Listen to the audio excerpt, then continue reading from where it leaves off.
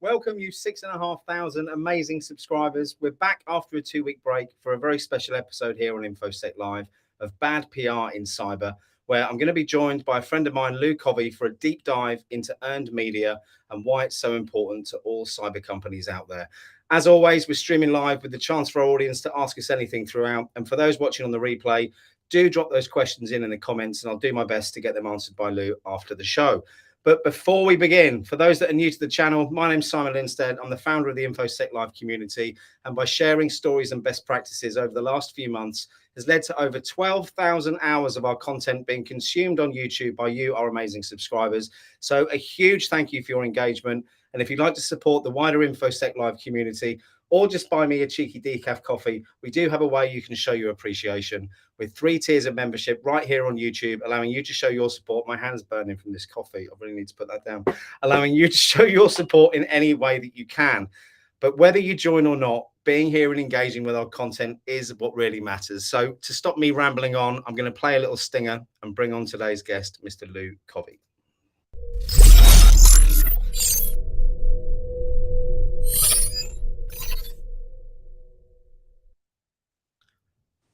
Welcome. Yeah, I feel about as overproduced as Taylor Swift concert. I knew you'd like that. That makes me think that you haven't actually watched any of these before. Is that right, Lou? I have, but just seeing my name associated with it is kind of disturbing. It's brilliant. Look, before I get you to give a bit of background on yourself, for everyone who's watching, Lou's actually one of the first people that I'd ever spoken to in the industry a couple of years back now, when I was doing some consulting for a penetration testing firm in the UK.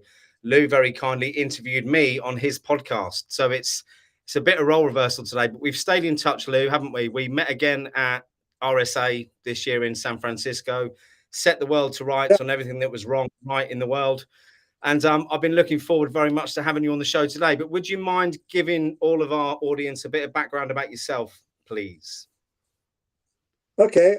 I've been a journalist for more than 50 years.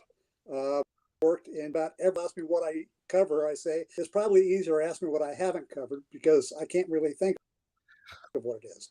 Thing from women's fashions to nuclear missiles, and past in the cybersecurity area, which one of the things forward everything. What is it that drove you to get involved? What is it that got you? I think we've got a bit of a lag here, so apologies if there is, Lou. What is it that got you excited about the cybersecurity industry in the first place? That it was so pervasive, and that it touches a larger than most technology companies do. In our readers on Cyber Magazine, we've been from CEOs to school teachers in Indiana that we hear from. And our goal is to make to the largest audience. And we seem to be doing it. You're doing some amazing work, Lou. Here today, we're going to talk about earned media myth. And I want you to take a moment just to explain to everyone what earned media actually is, because I don't think everyone will be completely au fait with that. Okay, so earned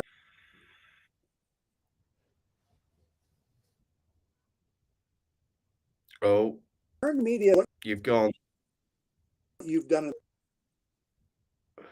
Oh, I've gone. Hello? Hello, you're back. You're back. You went very briefly there. You broke up a bit. Gotta love technology.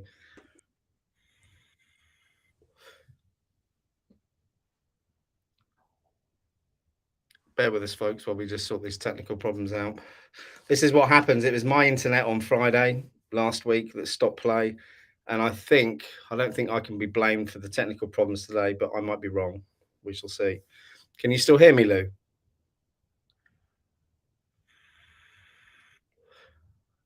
I tell you what, while we're waiting for Lou, he's just gone now. Drop in the comments what your understanding of earned media is. Hey Zishan, good to see you here. We're having some technical problems on the guest side today. So it might be that I pull out one of you random participants in the audience. If you fancy a chat, come on here and talk about PR and cybersecurity. But I think Lou's got some issues at the moment. So who we got in the crowd? We've got Jed, we've got Joe, we've got Precious. Good to see you. Richard Foster, how are you, sir? Very good to see you again. Estella, you can hear me fine. That's great. I love the fact you put an E on the end of my name there, Estella. What's it saying? No video feed for Lou. Here he is. Right. Well, we've got your Okay, initials back, Lou. I don't know Can you if hear you're me? there with it. We can hear you. Yes. Yes.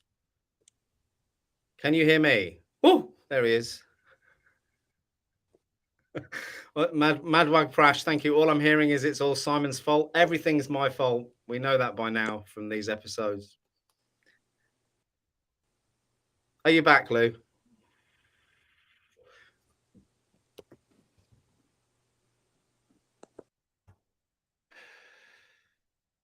Can you hear me, Lou? Lou, if it's bandwidth problem, hey Itza, do you want to give it a try with the camera off? See if that works.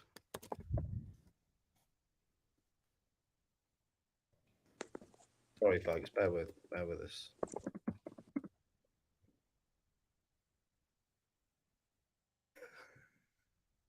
Yes, it does crash on. Thanks. I haven't got my heels on today. Just got some. I'm not going to show you my footwear. I don't know why I was going to do that. Definitely not heels though. Lou, can you hear me?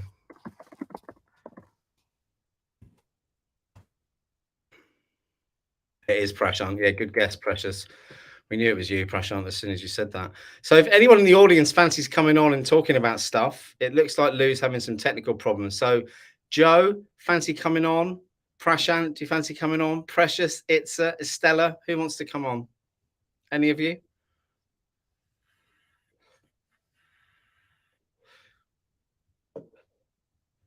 You're not rushing in for the options here. Let me message Lou and see what's going on with his feed.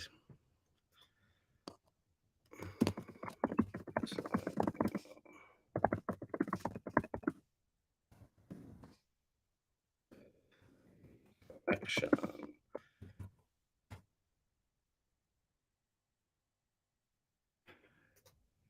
It's a good job actually. So I've got an announcement to make.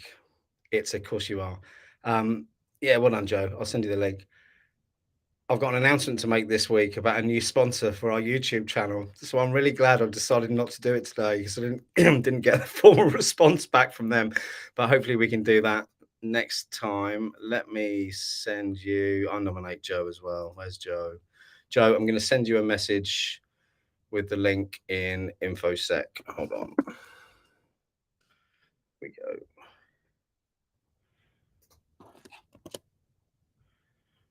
Done.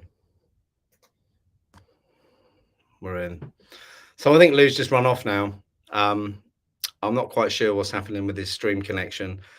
I know we had some problems when we initially collected using his desktop. So I know he was using his iPad for the stream to see if that worked. So let's wait for Joe to pull his finger out and come and join us in here. Joe will bring in the viewers. Prashant, I completely agree.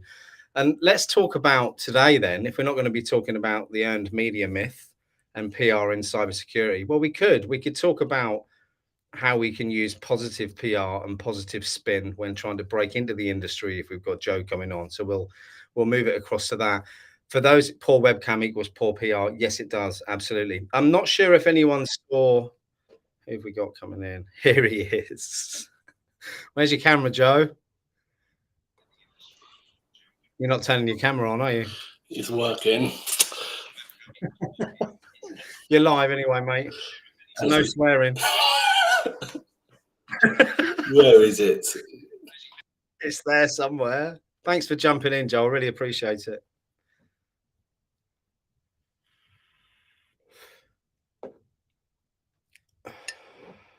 Don't tell me you've disappeared now as well.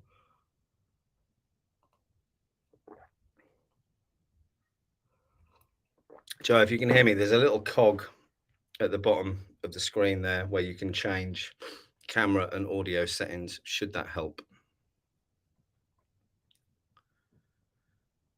Prashant, I just noticed your comment in there about not wanting to scare your loyal viewers. You keep saying this. I've met you in person. There's absolutely nothing scary about you whatsoever. So I'm going to have you on the show next week, I think. Here we go.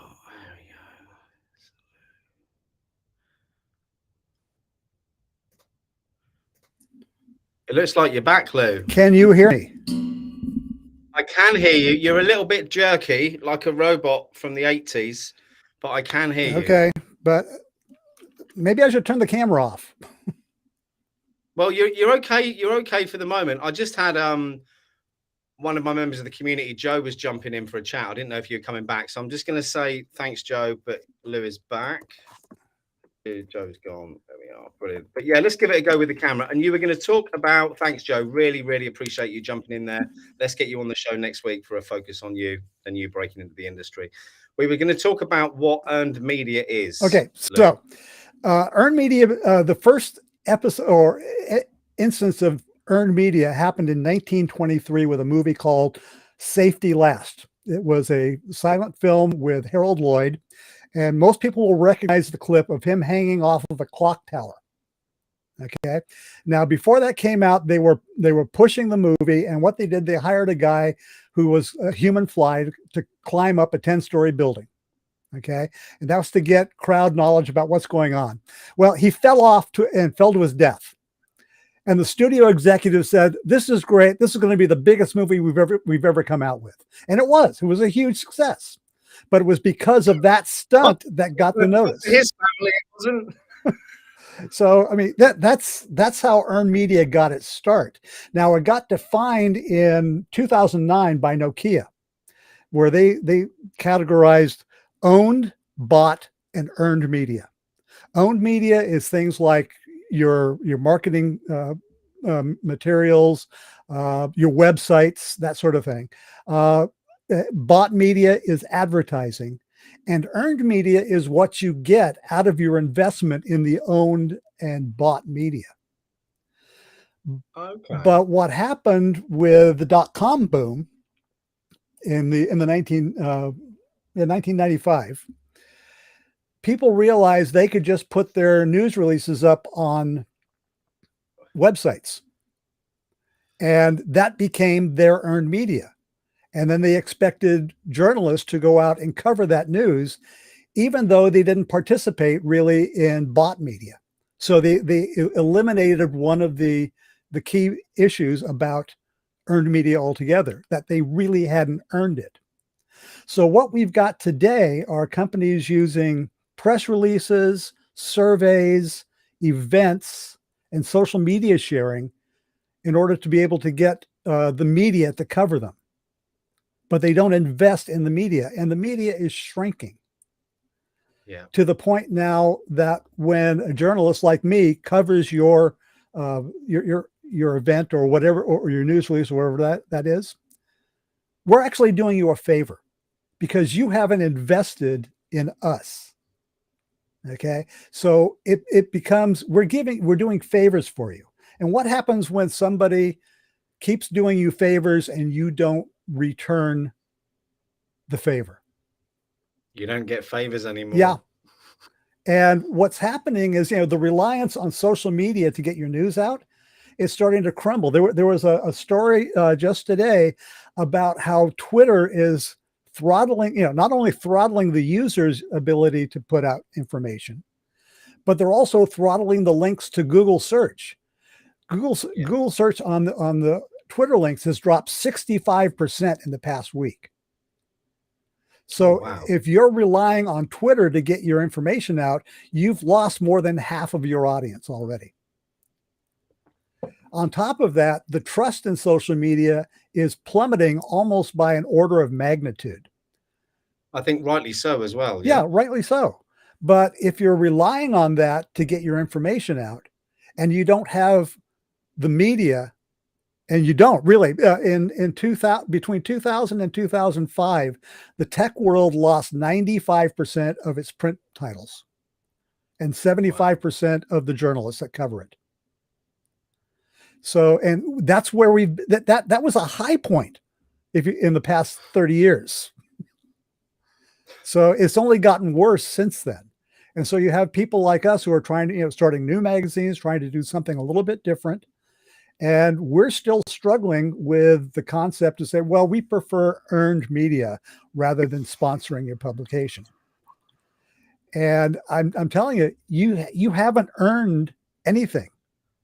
That's the problem. No. And without compensation, the earned media just becomes, let's make it a hard word. It's theft. You're stealing my time, you're stealing my resources, and it's not coming back. At RSAC this year, I got really pushed hard by a PR firm to interview. I'm just going to come out and say it. Go on, say it. It was a CEO of a firewall company. Which one? I'm trying to remember the name now because it's just blocked out of my head. Maybe I'll come back to it. I'll come back to it. It's a big one. It's a big one though, right? Yeah, it is. It's one of Fireman. There we go. Okay. And the CEO told me right at the beginning of our talk, I don't find any value in print media. Wow. So, how did that talk go? Well, I ended it pretty quickly, but the thing is, I'll never accept another meeting with that company again. No. And with firewall companies, it's really not that big of a deal. There's nothing new going on in firewall. Do you think that some of the shift away is the shift we see with businesses paying influencers in different industries to promote their products? Do you think that's had a negative impact on people engaging with media? Yes. Well, because the thing is, believe it or not, people trust print media more than anything else. I definitely believe that. Yeah. Well, it's been documented by both Pew and Gallup. Now, it's not a lot of trust, but it's more trust than they have in corporations, more trust than they have in government, more trust than they have in just about anything. I think trust is the hard thing. It is, and Prashant said in the chat there's always a need for print media and digital media, and I think he's absolutely right. And I think one of the most refreshing things I've seen recently is when just before I saw you in San Francisco, I was staying a little bit outside in Oakland, so I was getting the DART train back and forth. And I think I said this to you at the conference. One of the things that really stood out to me was the amount of people, and I'm talking not old people like me, but young people reading books, reading actual books rather than on their phone. And I think if that's a sign that things are going to change, that's a hugely positive thing. And the other thing that I think you and I both talked about is people's reliance on headlines for their news and their information rather than actually reading a whole article and digesting it. People are scrolling through everything so quickly on social media feeds that all they're interested in is the headline. And I've had this discussion with my wife several times where she said, did you see so-and-so or did you see so-and-so? And I say, yeah, but did you read the article? Because the actual article is absolutely, excuse my French, fuck all to do with the headline, the clickbait headline that they've used to get your attention in the first place. Yeah. And that's true that people don't read what they see online. And it's also true, as you pointed out, the headline is written to get attention, not to get people to read the article. And that's that just violates everything I learned about headline writing in journalism school. What you're supposed to write a headline in such a way that if people don't have time to read the story, they can get the gist of the story right away. They get the gist. Yeah, absolutely. But that certainly isn't what people are doing with headlines now, is it? No. No. And that's part of the problem with the trust in social media, is that people say, yeah, they read the headline, and if they do read the article, they say, well, this was all bullshit. Yeah. So, what do we got to do? We've got to start putting an investment back into what people used to call the mainstream media. I don't believe it's such a thing as mainstream media, unless you want to call Facebook and Twitter mainstream media, because it is. Yeah. But media is not a monolithic entity. It's multiple segments, and every one of them has something different to say. I mean, I don't put down other cybersecurity magazines because they all have a different way of looking at things. Some of them are looking specifically at CISOs of Fortune 500 companies. We don't do that. Some of them are looking at investments like cybersecurity ventures. Okay. Yeah. That's a great area. We don't do that either. Okay. What we're looking at is what technology is available and how to explain it to the 80% of the market that is underserved by cybersecurity. Yeah. Okay. And the normal people. Right. The people that have to do the buying, there's a common trope in cybersecurity marketing where they say, when somebody says, well, how much is it going to cost me? And they say, well, how much is it going to cost you if you get breached? It's just that's the whole problem with because the way most and they know it's going to be a problem if they get breached. But what they want to know, number one, is this going to solve my problem? And you can't tell me if it's going to solve my problem because I don't even know what the problem is. Help me find out the problem and then find a solution for it. And you can't find out problems from reading headlines, right? But that's what the media is supposed to help people do. Yeah. Every company has their marketing messages. Our job is to validate that message. And we're going to do that by taking a look at what you're saying and saying what everyone else is saying. And most companies are operating in an echo chamber. They write press, not just in cybersecurity, in all of technology. When I first got into doing some PR, we would spend days working on a press release, and it would be pages long. But if you take a look at press releases now, they're about 500 to 1,000 words. Yeah. And 750 of those words are made up of the hyperbole. Well, not just hyperbole, but there's the boilerplate paragraph at the end and the bullshit quote from the CEO that's been watered down to the point that it says nothing. So it doesn't really explain anything.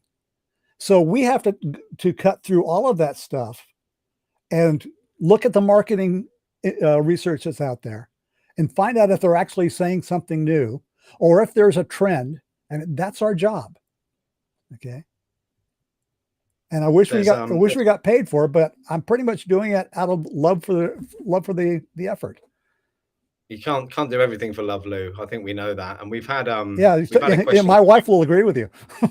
Yeah, mine too. We've had a question come in, which is why I've moved you to the top of the screen, because when I bring this up, it's going to cut off half of my face. Okay. I have to do this. There we go. Richard Foster, Brainstorm Security. Would you recommend writing your own press releases and emailing a news desk or contacting journalists to try and speak to them to discuss a story? No. Okay. Elaborate on that. Okay. Sure. Go ahead and write your press release. Okay. But think about what needs to be said, not what you want to say, but what people need to hear. And what you need to do is attach that news to a current event, a topic that is going on right now, and make sure it's real. Yeah, you have to do some research on this. I just rejected an article from a company that said 80% of users still use public Wi-Fi without security controls. Well, that's devastating. But the thing is, that came from a report in 2015. The reports that came out in 2021 said that has dropped to 30%. That's good progress. Yeah. Okay. But the thing is, but not a good headline for that story. Right. But the thing is, if you're gonna write this stuff, you're gonna put this stuff in there, make sure it's real. And if not, then you come to us and you say, we want to do something about this. We want to tell a story. You know, and we have programs that do that. We have this thing called special issues, where we will take a specific topic that has been sponsored by more companies, and we will drill down on that subject matter. And when your company is associated with something like that, you become known as a valid source of information. And even if your product is more expensive and more complex than anyone else's, people are more likely going to trust you on that and hope that you can lead them through that process. That's what earned media is supposed to do for you. So going on to the next question, Jed's made a comment here. He said in the past, he's always used online press release programs. He said they worked well, but don't know about current practices. Is there still such a thing as an online press release program? And if so, are they effective? I don't think they are. Okay. And you have to determine, what do you mean by effective? Do you mean how many journalists actually received it? Well, that's not effective. That's just tells you the reach. But if you take a look at where these are going to, the Akron Daily Shopper, how is that going to help you? You know, all of the stats for social media and online marketing are really crap. We helped a standards organization redo their website. Okay, we took it over. We took over the management of it, and they told us they had 30,000 people that came to their website, and that were actively using the website. Well, we took a look at the numbers from the SEO company that was doing this for them, and it turns out they had nowhere near that many. What they had was that it showed up on Google. They didn't even have clicks. Okay. And if people aren't clicking through and actually reading the content, that doesn't mean it's doing you any good. So you can use them. They're really cheap. And if you're a marketing guy and you want to impress your CEO who knows nothing about it, then you can give them these numbers. Oh, we went out to 5,000 journalists. Oh, that's really cool. Yeah. But how many stories did you get out of it? Horse and Hound magazine. Yes. Yeah. So legitimate question from me. So I can't mention names because I'm in the middle of contract discussions with them. But I've been approached by a firm who are trying to break into the UK market. Mm-hmm. They've got a fair amount of budget, and I'm going to host some events, some leadership events for them later this year in the UK. One of the questions they posed to me was, is there a way that we can get a write-up of one of these events into any publications? My answer was, I didn't know, but I said I'd ask the question. So I'm asking the question live on air, Lou. What would be the best way for them to get some positive PR out of these events that we're doing? Well, number one, it has to have something that's really newsworthy. One of the things that we do is we put out a newsletter once a month. Well, we don't talk about what we have covered. We talk about what we are going to cover. Okay. So if you're going to put together an event, find out what a magazine is working on. What a journalist is actually looking for. What are you working on, Lou? Right now, I'm working on an issue of bidirectional APIs and how that's going to affect. Oh, brilliant! They're an API security company. Yeah. Yeah, because the thing is that bidirectional APIs are being designed into semiconductors. You're right on the silicon level. Oh, wow. Yeah. So, and I'm trying to figure out, okay, is this good or is this a problem? And so I'm working on that. I'm working on an issue about what we're calling defense against the AI arts, with apologies to Harry Potter. and finding there is a very, very big niche market growing of defensive AI products. That's interesting. And that to me is an interesting story, because there's no way we're going to put the AI genie back in the bottle. But the good news is that most of the hype on AI is just that.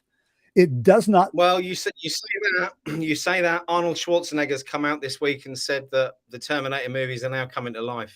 So if Arnie says, well, see, that's part of the hype. You know, as far as I'm concerned, I love Arnold. I voted for him for governor. You know, when it comes to Republicans, he's probably the last good one. But some people are believing the hype, and the thing is, AI, which is not AI. Let's go from there. It's machine learning, okay? Because it doesn't have all the components of true AI, okay? But it doesn't do what the people who are hyping it says it does. It does have a use, and we're even using it in our magazine to help us come up with questions, to look at areas that we should be looking at, but we don't use it for the content itself. It's a great research tool. Okay. And it's only going to be that for, I'd say, 10, 20 years. Until before it takes over the world and decides we're the big problem. Yeah. Yeah. But in the way things are going, we're probably going to take care of that ourselves. I think you're right. Yeah. So I mean, those are two things that are working on. If you go to cyberprotectionmagazine.com, and click on just any article there, on the right-hand side, there'll be a sign-up sheet for the newsletter, and you can find out what we're working on. You can even go back over the few months and say, okay, they said they were going to work on this. They never covered it. It's still on our list. But if you've got something that covers what we're, addresses what we're talking about, we'll cover the event. Link for the magazine is in the chat if anyone wants to check it out. And I think this is probably a conversation for you and I to continue after this, because I'm pretty sure this company might be interested in that. So let's stay on for a couple of minutes after we're finished and swap some details and work out a plan. Sounds good. So, I mean, that's how you've got to make us curious, and don't try and tell us that you are the be all and end all, because we know you're not. And here's a real good hint on any news release or even pitch that your PR people put out. Don't tell us you're the first. Don't tell us you're the only. Okay, because I had a VC tell me once, and it makes a lot of sense. If you are the first or only company to be doing anything, that means one of two things. Either you haven't done your market research, or number two, nobody really wants what you're buying. So whenever I see that in a news release, that's a first strike against you. Second strike is when you tell me the mental condition of your CEO, that he's pleased or excited or happy. I don't care. What I really care about is, what customer have you talked to that has made you want to make this product? What problem are you solving? What issue are you addressing? But isn't this the whole problem with every cybersecurity vendor website that you pull up? You can look at it for 10 minutes and very rarely will you actually know from reading that website what they're actually addressing and what problem they're solving. It's all buzzwords. It's what you alluded to earlier, which is the fear narrative, saying, this is how much a breach costs. You're going to have one. You need us. And I think that whole narrative isn't working very well, in my opinion. No, and the thing is, it's just based on, there are good marketing people in this world. Unfortunately, they're selling boner pills and Coca-Cola. They're not selling technology. He says hiding his cans of Coca-Cola. But the thing is that most marketing executives in technology were actually engineers at one point, who really didn't like being engineers, and they saw the closest way to the C-suite was to go through marketing. So they're mediocre engineers that had a success at some company that actually had a good product, made a lot of money, and now are running the marketing for a company thinking they were brilliant, and they aren't, because there's not enough information out there. They need to be relying more on us. They need to come to us and say, this is what we're, I would love it. And actually it's happened a couple of times when a CEO or a CISO or even a PR person has come to me and says, we're thinking about going in this direction. What have you heard?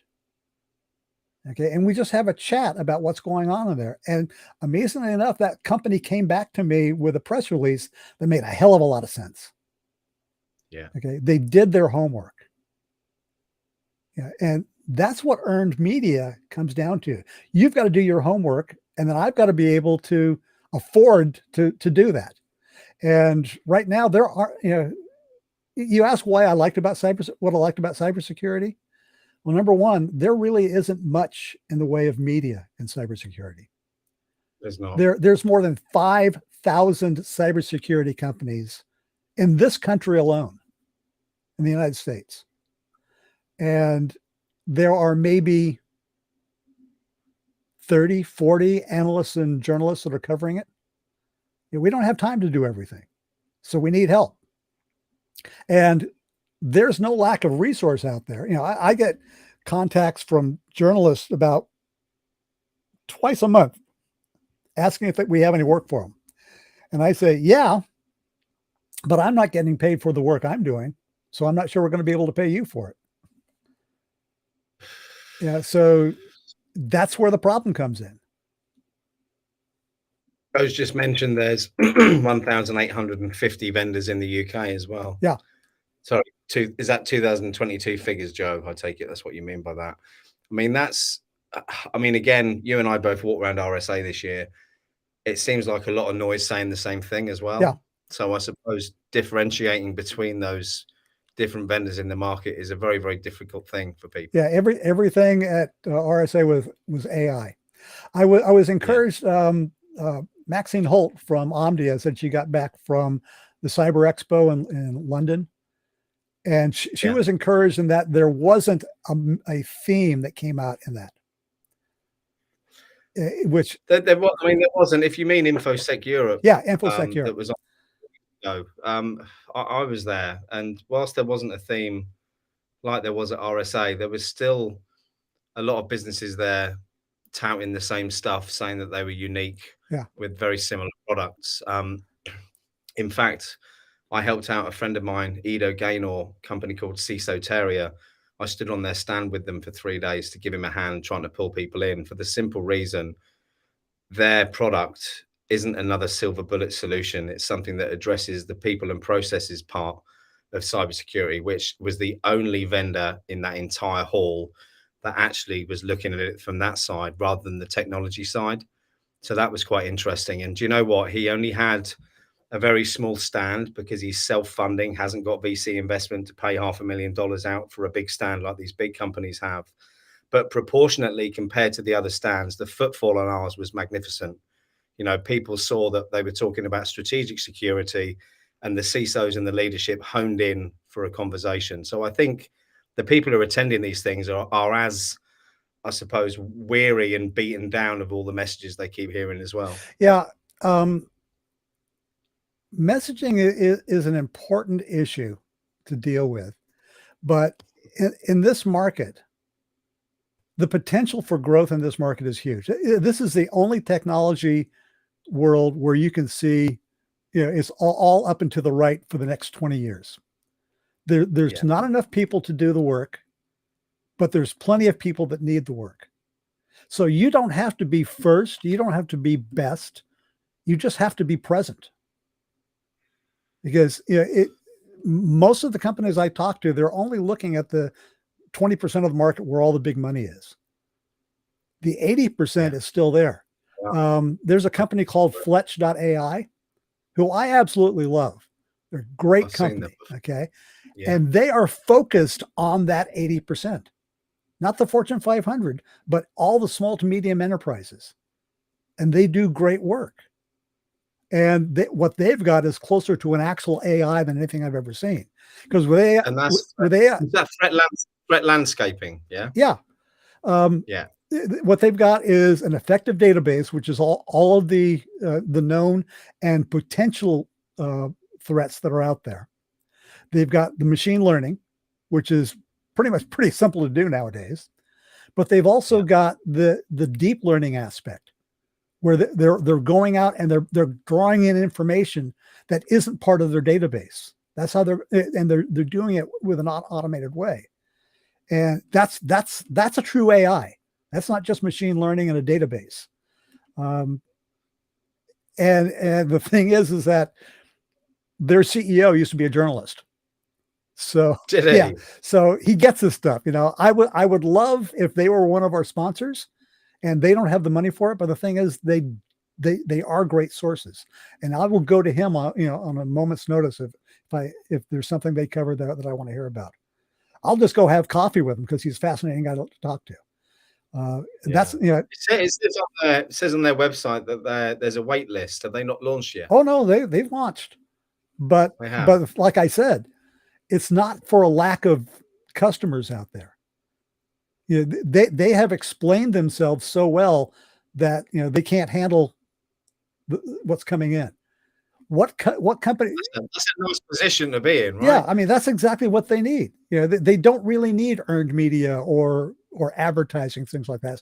They've done a great job just by you've mentioned earned media is another way of talking about it is word of mouth. Yeah, I mean the way I kind of have it in my head is I'll use the plumber analogy for want of a better one. Yeah. If I'm looking for a plumber, I will ask people I know and trust if they know a plumber. Yeah. And if they don't, and if they know a plumber, I'll go on their recommendation before I'd go on anyone anywhere else. I mean, we used to have something called the Yellow Pages here, which used to be a book about this thing. Yeah. With loads of tradespeople's details in. You haven't got that anymore, which is, again, I suppose you could relate it back to social proof, couldn't you? Yeah. I mean, us as humans, we like to act in the same way as others, whether we know it or not. And I think that's a big part of the PR, the earned media part, isn't it? Yeah. Okay, so quick question for you then, because I get asked this all the time. For companies new to the industry, a lot of them have got funding from VCs or PEs, or maybe they're self-funding, but they've got some marketing budget. Where should they be spending that budget? Okay. I came up with an equation years ago, and it still works pretty well. Okay. What you do is you take if you are a public company, then you base it on your revenues. If you are a private company, working on investment, you do it on your investment. Okay. You take 10% of that money, you put it into marketing. Okay. You put 10% of that into advertising and 10%, another 10% into PR. So, and the thing is, most successful companies will put at least 10% of their revenues into marketing. Yeah. Okay. At minimum. I found out that in the technology world, that's 5%. Successful technology companies at minimum put 5% of the revenues into marketing. If they fall below that, they will fail within 3 years. Wow. So what you said, 10% PR, 10% advertising. And the rest of it would be trade shows, website, marketing materials. Okay. And that's separate from sales. Okay. A lot of, but you need all those pieces together is what you're saying. You can't just do one. Right. Yeah. And why is that? Well, it goes back to the Nokia equation. Bought, paid for, bought, owned, and earned. Yeah. Okay, you've got to have all three. It's a triad. If you're missing one of those, the rest of it's going to fall down.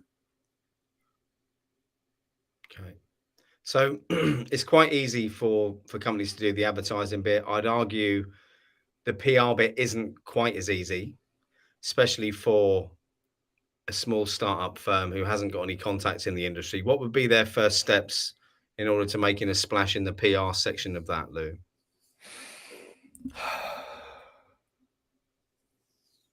Good question. One of the I like to ask at least one during the show.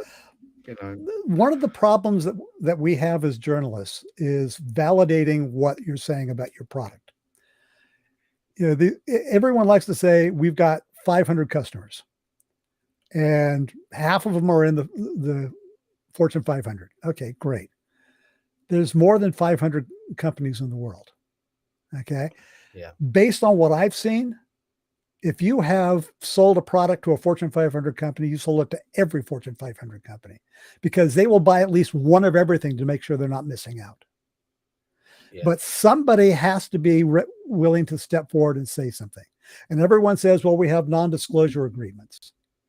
Well, that's ridiculous when you're talking about a smaller company who's a customer, because especially in cybersecurity, if a company says we are using XYZ cyber security product, number one, that's going to tell their customers they've actually invested in something that's real.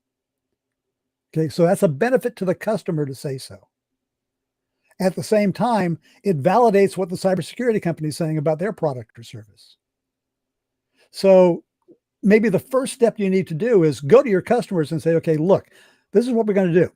We're going to give you a 10% discount on what you're already paying, as long as you will talk to the journalists about what you're doing with our product. Okay. That's your first step. Because as a journalist, even if you're not an advertiser, I jump on that. I want to know. Yeah. The first special issue we did was on API security. You know, that was the first one. Okay. And we got customers from Wells Fargo, from AIG, from insurance companies, who got up there and said, yes, we are using this product.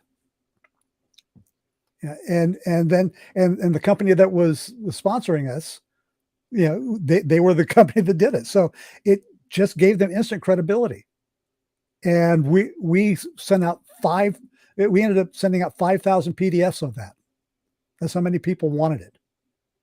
Wow. Yeah. And people, do you still print the magazine as a tangible print copy, or is it just a digital copy? We do both. It depends on what you want to spend. Okay. Because, you know, PDFs are real cheap. But our second one we did was on cloud security, that went to a cloud conference in Germany. And my partner in Germany went to it, and we only printed up 500 copies of it, but not a single one was in the garbage. He went around and he was at presentations where people were sitting in the audience reading it. They were carrying it around on the show floor. So people found it of value, not because it was advertising, because it was real content, answering questions that they wanted to have answered. I completely agree. We've had a question. Precious, you've dropped a question in. Do you know what? I've just seen the biggest, you know what a Maybug is? I like bugs this big that fly around. I've got one crawling around at the back here. So if I shriek like a 13-year-old girl at any point in the next 5 minutes, it's because of that. So thanks, Precious. Question from Floyd. I'm not sure whether in your experience in the industry, you'll be able to answer this, but let's give it a go.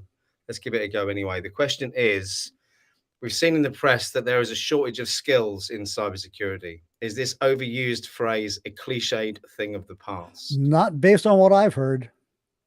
I mean, the companies that are making the most money in cybersecurity right now are companies that are training cybersecurity experts. Boom.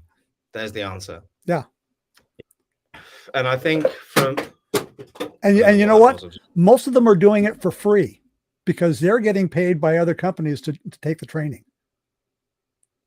Yeah. I think for me, there isn't a skills gap, as in there aren't the people to do the jobs, especially at the entry level. But what there is a real gap between HR, the leadership, and the people who actually take the job. So what's happening at the moment is people are being overlooked for roles who'd be really good at it. And from a roundtable debate I went to at InfoSec Europe a couple of weeks ago. There were 4 CISOs, not my event, a different one. It was Panaceas, I think. There were 4 CISOs on the panel, and they were all talking about the perceived skills gap. And their opinion was that until companies start investing in staff and training people who've got the potential, there'll always be a perceived skills gap. And what's happening at the moment is everyone wants that unicorn candidate who's got 2 years experience, who they can wheel in, shove in front of the desktop and get them at work straight away. In reality, that's never going to solve the problems. What people need to do, and what Lou just said, is invest in training these people from the ground up. Yeah. And I think we're seeing the bigger companies adopt that already. From being a business owner myself, a small business, I know how hard that can be to have the resources in the budget to actually take people on in your mind anyway. You know, you think the easiest fix for your firm is to go out and buy someone in who's ready to go and wheel them in. But in reality, we're missing out on loads of talent. Apprenticeships, in my humble opinion, is the answer. And I know the government, as much as I dislike our government here in the UK, I'll wave that flag in the air for everyone for now. I don't think they're doing a particularly good job. But what they have got that companies do not take advantage of is a really good national apprenticeship scheme where over 90% of people who go on that apprenticeship stay with that company. So for me, and I'm going to annoy every boot camp provider out there in the market now, it's great that we've got all these resources for people to go out and learn themselves. But until businesses take the responsibility of training those people up themselves, I think we're going to keep seeing that headline pop up. Yeah, for a long time, the position of CISO was generally given to the most incompetent executive in the company simply because they wanted an excuse to fire him. And so, you know, the I don't know if this is an apocryphal story, but there was a Japanese minister who was in charge of security for the country. And he was asking for some information. And so somebody handed him a thumb drive and he said, "What is this?" His technological ability was so low, he didn't know what a thumb drive was. Brilliant. Yeah, that's not worrying at all. Although, go on. Yeah, but you see, and that's part of the problem. You were talking about HR, you know, and I know a lot of HR people. They're lovely people and all this stuff. They don't know what they're doing most of the time. They've been given a list of things. You know, they go to the hiring manager and say, "What is it you're looking for?" And he'll just type out, do a search for what a particular job would be. What someone else's job spec says. Yeah. And gives it to him. And, you know, it's 10 pages long. Like you saw, it's a unicorn. It doesn't exist. Yeah. Okay. And when I talk to people, say, "Well, how do I get into this?" You know, I can't apply for this job. I tell my son this all the time. I can't apply for this job. I don't have these qualifications. It doesn't matter. Okay, all you got. Apply anyway. Yeah. Just apply for it. Because if you tick any of the boxes, you're going to have a chance to get an interview. Yeah. But HR is an artificial barrier to hiring. 100%. Yeah. I think everyone in the chat who's looking for work at the moment would agree with that. Alana, thank you for tuning in, and so excited to hear you've got a new puppy. You'll have to let us know what sort of puppy that is. Alana's comment, forgive me if I'm off topic, but I'm starting to see marketing specialists shifting into marketing for cyber companies, and she's excited about that. Funnily enough, we were talking about that earlier on, where Lou was saying there aren't enough real marketing people in the industry, weren't you, Lou? Right. I think you said failed engineers was the term. Yeah. And the thing is, there are really good marketing people out there. Most of them are not in the technology world. I'm kind of excited to hear that she's shifting into cyber companies, and she's excited about it because she's in the same position I am. She's learning about this stuff. Okay. And finding someone who wants to learn is the most important qualification for any kind of job. You know, I'm not an expert in anything. As a matter of fact, I tell people I'm a journalist. That means I'm not an expert. I just know how to ask questions. I'm ignorant, and I know the right people to ask questions of. So that's. I'm not an expert in anything either. That makes two of us. So that's what a marketing person is supposed to be able to do, to ask, not to be afraid to ask stupid questions, because there are no stupid questions. They're only questions of people of people who really don't know what's going on. And if they can't answer those questions, well, that's the marketing specialist's job to find out. Yeah. To put the message out in a way that the target market actually understands what they're talking about. Yeah. That's the holy grail, Yeah. isn't it? And if you're a CISO of a cybersecurity company and you can explain your product to your marketing person so that they can understand it, then they're going to be able to do the same for your audience. Yeah, very true. Very true indeed. I'm conscious that we are pretty much out of time, but I want to just touch on, you mentioned your next focus is on AI. Have we got a live stream coming up talking about that, Lou? Yeah, Are we still doing that? we are working on putting together a live stream on that for July. We've already got some people lined up. We've got the AI evangelist for Google. We've got a technology executive in the semiconductor industry who has been advising companies on how to effectively use AI in marketing. And we were working on getting an analyst either from Omdia or from IT Harvest about where the market is right now as far as that goes. How exciting. Do we have a date for that yet? No, because we're still trying to coordinate the dates. But we're looking for sometime in mid-July this month. Mid-July. Well, I'm open and looking forward to it. Any words of wisdom before we wrap things up? Yeah. Go on the website and let us know how you want to support us.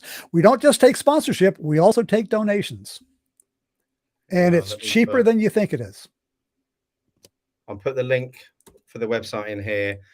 I'm excited to see how we can work more closely together, in particular with what I was talking to you about earlier on in this discussion. So if you hold on here while I wrap things up, we'll have a quick chat offline, if that's okay. Sounds Lou. good to me. Perfect. Well, Lou, thank you so much for taking the time to come on and imparting your knowledge and wisdom. As always, an absolute pleasure. And a huge thank you to all of you who've jumped in the chat, asked questions and been engaged today. It's been 2 weeks since we've done a live stream. It's been really, really fun for me. I really appreciate everyone for tuning in. And we're back next week for another edition of the CISO Experience. Guests to be confirmed soon. In the meantime, watch this space. Have a great day. See you soon. All right.